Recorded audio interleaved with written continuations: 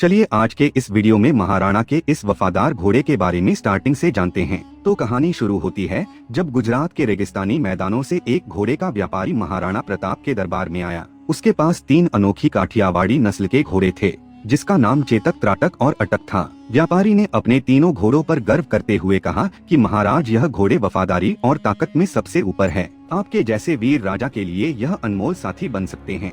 महाराणा प्रताप ने शांत होकर कहा, यह तो मैं मानूंगा ही नहीं जब तक खुद न देख लूं। दिखाओ ये घोड़े कैसे वफादार और बहादुर हैं। व्यापारी ने मुस्कुराते हुए अटक को चुना।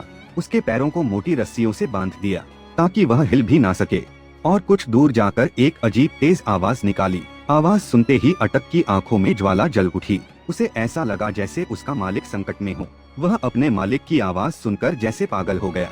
उसने पूरी ताकत से रस्सियां को तोड़ने की कोशिश की, मगर रस्सियां टूटने के बजाय उसके पैर ही शरीर से अलग हो गए और खून बहने लगा। पर अटक अपने स्वामी तक पहुंचने का प्रयास करता रहा जब तक उसकी आंखें हमेशा के लिए बंद नहीं हो गई।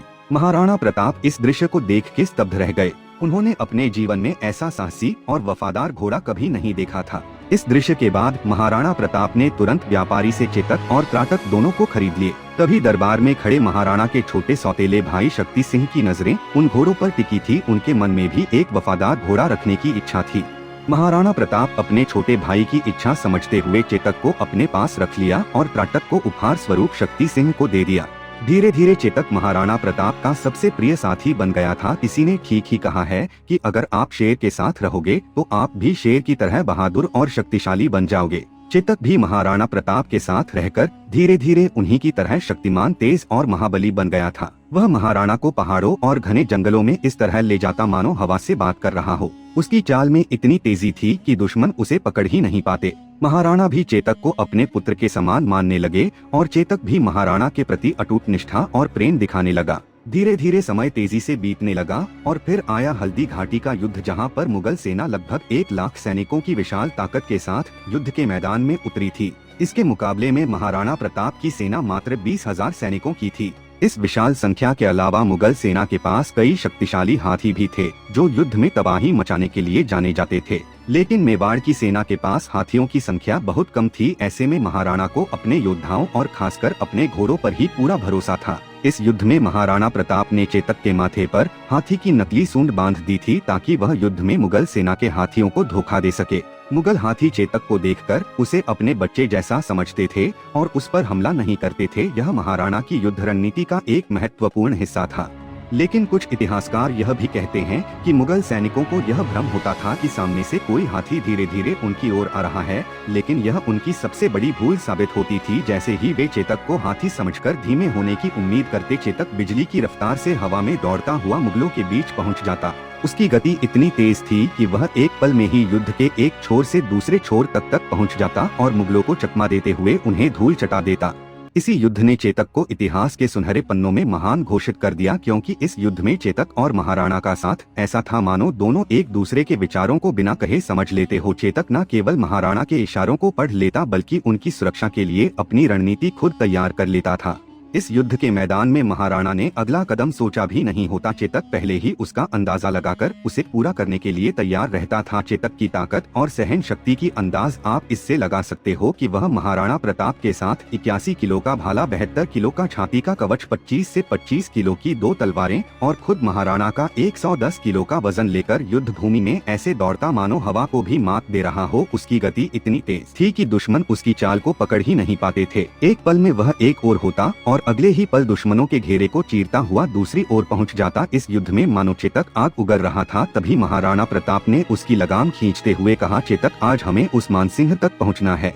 मैं यह बता दूं कि मानसिंह इस युद्ध में मुगलों के सेनापति थे। वह भी एक राजपूत था जिसकी बुआ आमेर के शहजादी हरका बाई से अकबर ने शादी कर ली थी। चेतक ने महाराणा के शब्दों का मानो कोई उत्तर न दिया, बस एक झटका लिया और हवा से बातें करने लगा। अपने माथे पर बंधी नकली हाथी की सूंड के कारण मुगल सेना पहले ही भ्रम में थी। कोई समझ ही नहीं पा रहा था कि यह हाथी इतनी गति से कैसे आगे बढ़ सकता है। जैसे ही चेतक ने मुगल सेना की कतारों को भेदते हुए महाराणा को मानसिंह के करीब ला खड़ा किया, वह अपने पिछले पैरों पर खड़ा हो गया और अपने अगले दोनों पैरों को मानसिंह के हाथी के सिर पर टिका दिया। मानो चेतक के भीतर भी वही ज्वाला जल रही थी जो महाराणा की आंखों में थी। महाराणा प्रताप ने पूरी ताकत से अपना भाला उठाया और मानसिंह की ओर निशाना साधा, लेकिन ठीक उसी क्षण मानसिंह हाथी के हदे में छिपकर बच निकला, लेकिन उसका महावत मारा गया। फिर चेतक ने जैसे ही अपने पैर जमीन पर रखने की कोशिश किया, तभी मानसिंह के हाथी की सूंड में बंधी तलवार से चेतक का एक पैर गंभीर रूप से कट गया।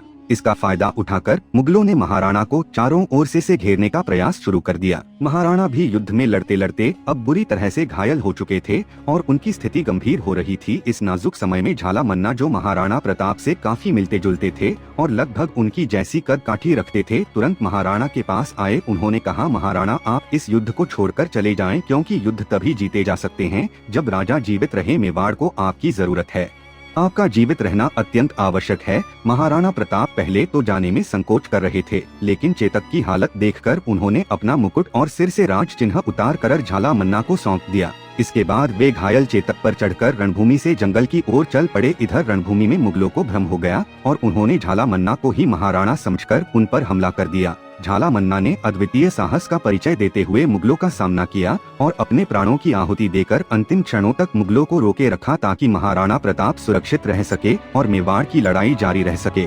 इधर चेतक अपने घायल पैरों के साथ महाराणा को मुगलों से दूर ले जाने के लिए पूरी ताकत से भाग रहा था। वह अपने घाव के दर्द से कराह रहा था, लेकिन उसकी गति में मानो कोई कमी नहीं थी। ऐसा लग रहा था जैसे वह अपने स्वामी को सुरक्षित रखने की जिद में हवा से बातें कर रहा हो। पीछे मुगलों का कुछ दल लगातार पीछा कर रहा था। तभी एक मुगल सैनिक ने चेतक के घायल पैर पर एक भला फेंका, जिससे चेतक की चोट और भी गंभीर हो गई। इसके बावजूद चेतक ने महाराणा को छोड़ने का नाम नहीं लिया और अपने अंतिम बल के साथ दौड़ता रहा। रास्ते में अचानक एक 26 फीट गहरा नाला आ गया। महाराणा के मन में एक पल को लगा कि अब शायद बचना मुश्किल है। यहीं पर श्याम नारायण पांडे जी यह लाइन लिखते हैं कि आगे नदियां पड़ी, अपार घोड़ा कैसे उतरे। पार राणा ने सोचा इस पार तब तक चेतक था उस पार, लेकिन तभी चेतक ने अपनी जिंदगी की सबसे बड़ी छलांग लगाई। अपने आखिरी प्राणों की ताकत से उसने वह नाला पार कर दिया और महाराणा को सुरक्षित दूसरी ओर पहुंचा दिया।